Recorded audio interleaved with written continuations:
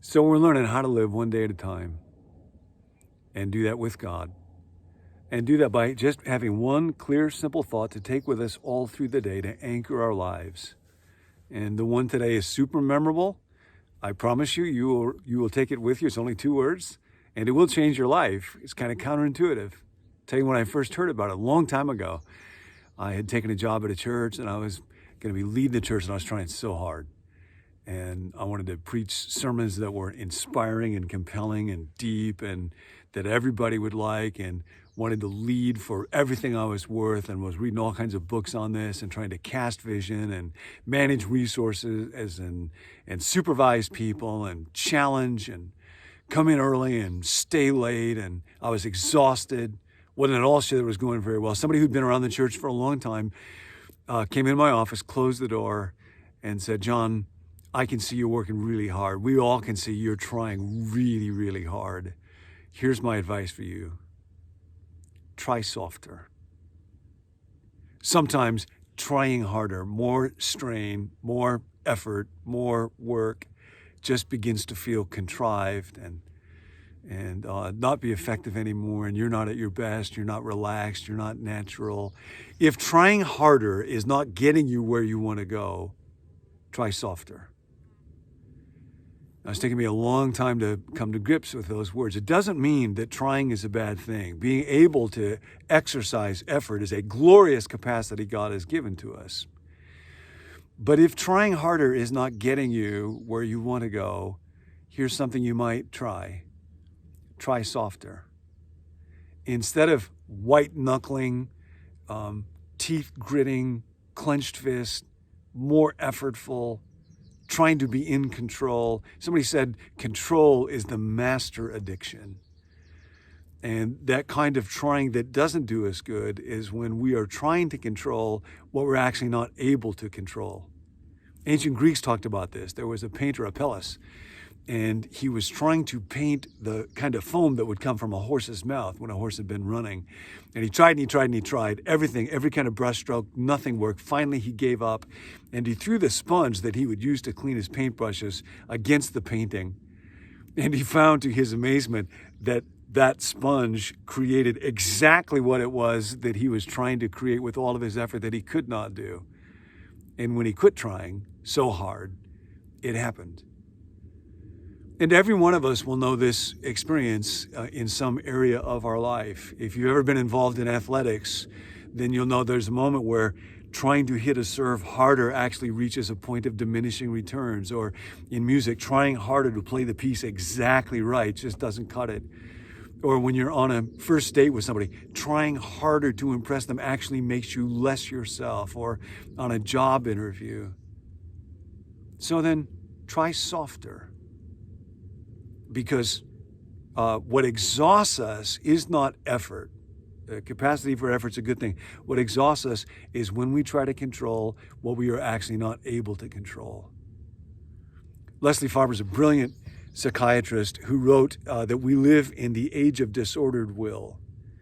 And Farber said, when it comes to the will, there are 2 arenas of life, 2 realms.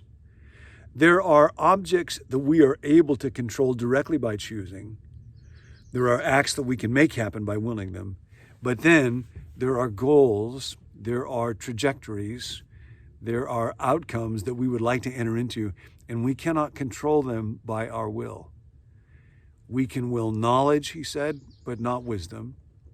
I can will going to bed, but not going to sleep. You ever try really, really hard to go to sleep? I can will eating, but not hunger.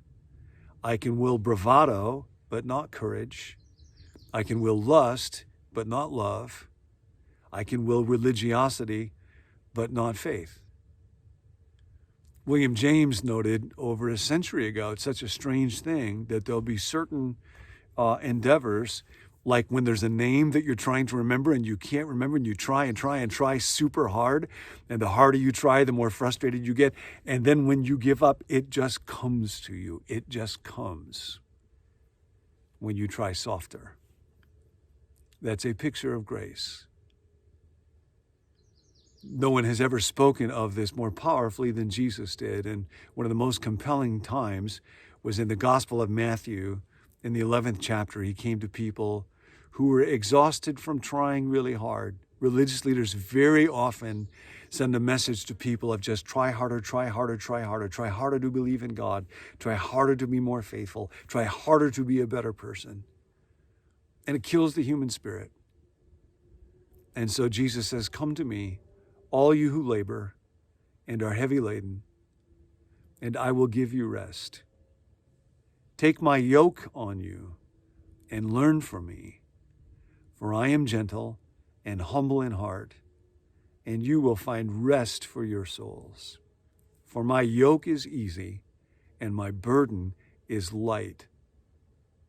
Such amazing words. He says, if you're tired, if you labor and you're heavy laden, come to me and I will give you rest. Take my yoke on you. Now that's very strange. Yoke is an instrument of burden. It's an instrument of work. If you're tired, he doesn't say, I will give you a vacation, a trip to Vegas, Valium. He says, I will give you a way to do work. Why? Because we were made to contribute. We were made to engage with life. That's a glorious and good thing to do. But we wear ourselves out with it. In Jesus' day, in particular, a yoke was a word that rabbis would often use to describe their understanding, their way to arrange your life around God's will and God's word. There were all these commandments in Israel, and they were a great gift to Israel, but people had to try to figure out, if you're not supposed to work on the Sabbath, what constitute work? And one rabbi would have one idea and one would have another idea. So that was a rabbi's yoke. Here's the thing, everybody has a yoke because we all have to live. We all have to find a way of doing life. So Dr. Phil has a yoke. Dr. Oz has a yoke. Dr. Ruth has a yoke. I read an article years ago, I think it was in the USA Today, that looked at if you took the advice of all the experts in different fields of life, how much do experts in sleep say you're supposed to sleep each day? And financial experts say you should spend on managing your finances each day. And health experts say you should spend exercising each day. And vocational experts, how much should you devote to your job? And parenting experts, how much you devote to your children or to your marriage or to flossing your teeth. And it ended up, by the time you totaled it all together, it was something like 36 hours a day. Like there's not that much time in a day. Everybody has a yoke. Question is not whether or not you will have a yoke, whose yoke will you choose? And Jesus says, my yoke is easy. Because what he aims at is transformation from the inside, where I learn to rely not on my own power, but the power of God. It begins with surrender, the easy yoke. I can't. He can. I think I'll let him. Your will be done. And then something beautiful about his yoke for you to take into this day. Try softer, try softer, try softer.